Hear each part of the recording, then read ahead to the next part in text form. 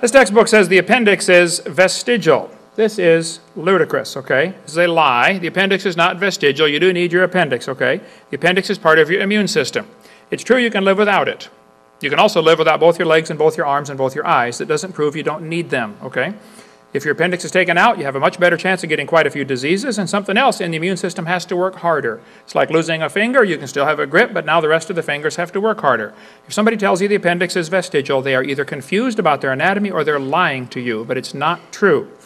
This textbook says the whale has a vestigial pelvis. This is one that he brought up earlier about the whale having a vestigial pelvis. Now, hold on a minute.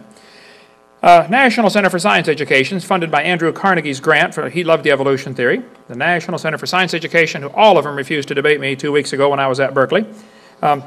They teach the people that cows evolved to whales, bossy to blowhole. Well, here's their evidence. Whales have a vestigial pelvis and leg bone that serve no purpose.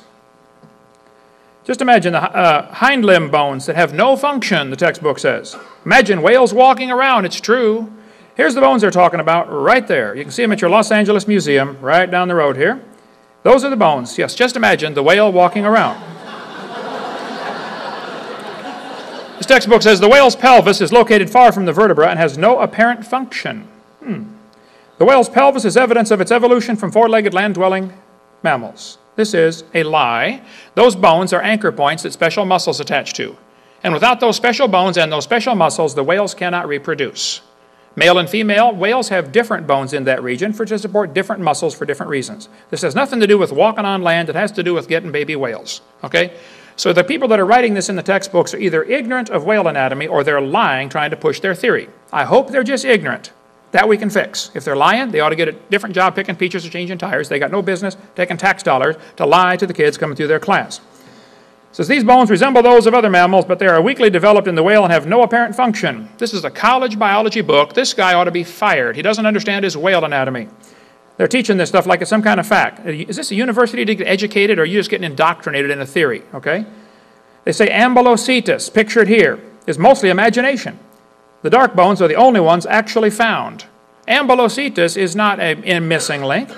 Ambulocetus is just a few fragments of bone. How about B.J. Stahl, Vertebrate History, Dover publisher, said the Basilosaurus is not an intermediate. He said the Archaeocetes could not possibly have been ancestral to any of the modern whales. Pakicetus, shown here, all they found was one piece of a skull, a small piece of jaw, and a few teeth. That's enough to know it used to be a whale? You've got to be kidding. Now here you are, Skeptic Magazine. Why aren't you skeptical of a claim like that? No pelvic bones were found, and little is known about the tail, but the authors are certain the feet were enormous.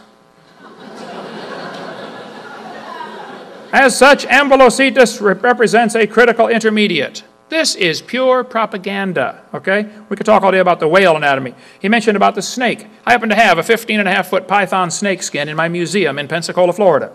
If you look at the south end of that python, you will see it has two little bitty claws. Those claws are attached to little tiny bones going up inside the snake's body. That's a fact, okay? They have them. Textbook says these are rudimentary hind legs of a python snake. He mentioned that earlier, that the snake pelvis is evidence for evolution. Look, those little claws and those little bones have nothing to do with walking on land. The snakes use those claws in mating, okay? They don't have any arms, all right? And they can't talk. They can't talk and say, squirt over, honey, okay? This has nothing to do with walking on land.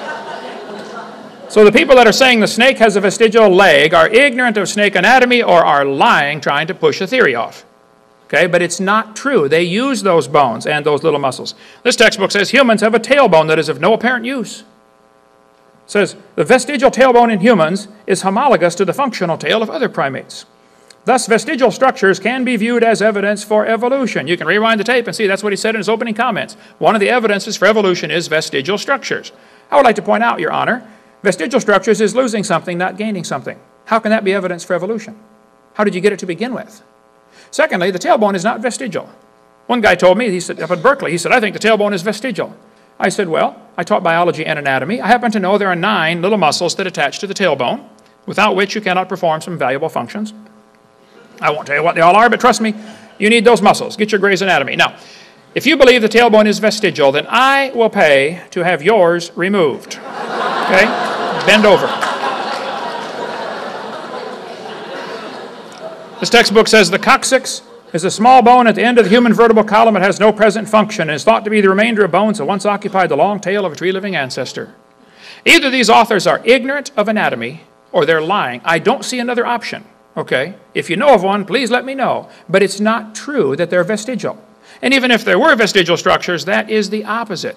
He mentioned that the human eye is poor design because the blood vessels are in front of the rods and cones. Well, the fact of the matter is, we live in the air, okay?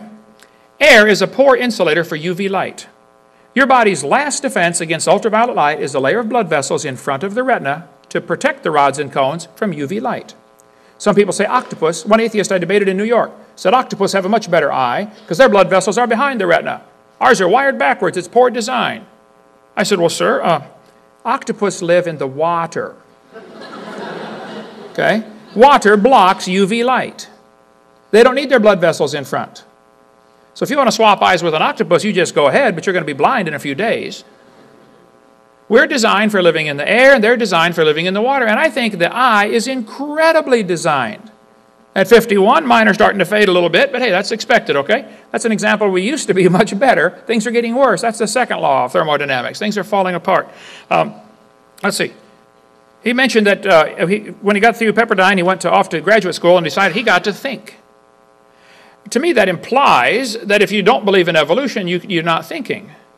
I happen to resent that. I happen to think a lot, and I enjoy thinking, and I enjoy the object of I enjoy science. I like studying. I think what happens, though, is you get indoctrinated when you come to a university like this. You get to be told what to believe. You don't really get to think. Because if you wrote a paper, suppose a teacher stood up 10 years ago in the Soviet Union, where my daughter-in-law is from. The teacher gets up in class and says, hey, students, I don't believe in communism anymore. Capitalism is a much better system. What would happen? That teacher would be shoveling snow in Siberia if they survived. And if a teacher gets up in this university tomorrow or Monday and says, kids, I don't believe in evolution anymore.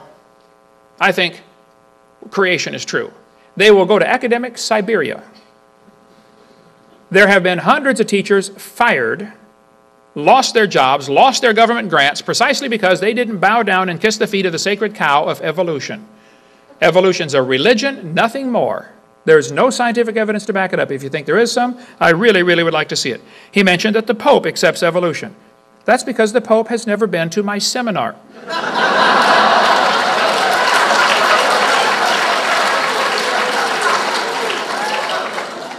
And I don't care what the Pope believes on any subject, okay? I care what does the Bible say and what does science teach us.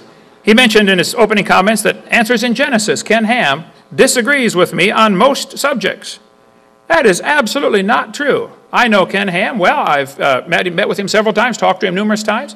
He and I disagree on a couple of little things. We agree on 99% of the things, and on the other 1%, he's wrong, I'm right, but it's real simple. Okay? But I sell his books and support his ministry, and I think you're simply wrong if you think there's a vast disagreement there. Just little minor stuff that doesn't amount to nothing. He said this argument's only going on in America and New Zealand. Well, that's not true, first of all. I've spoken in, 32 countries now. This argument's going on every place. There are creationist organizations all over the place. And even if it was only going on in America, it still does, that's no evidence for one side or the other. The argument ought to be going on everywhere. And I'm thrilled this university would allow something like this to happen. I wonder how many teachers they have. How many courses do they offer here on biblical creationism, just to give the kids the other side? Go check your library. You'll find thousands of books about evolution. I bet you won't find 5 on creation, from the creation perspective. You may find some evolutionist wrote a book about creation, blasting it for some reason. Folks, is this an education do you get educated or do you get indoctrinated in places like this? I'm sick and tired of them lying to support their theory. Don't tell me about the vestigial structures. What evidence do you have to show us evolution? Not homology. Similar bone structures in the arms they mentioned earlier. Yeah, that proves a common designer. The Honda Prelude and the Honda Accord have quite a few interchangeable parts. Doesn't prove they both came from a skateboard. They have a common designer, okay? So all the evidence I've seen he's presented tonight is either mistaken or can be interpreted for creation. So I stand my ground. I still believe the Bible's right. Thank you.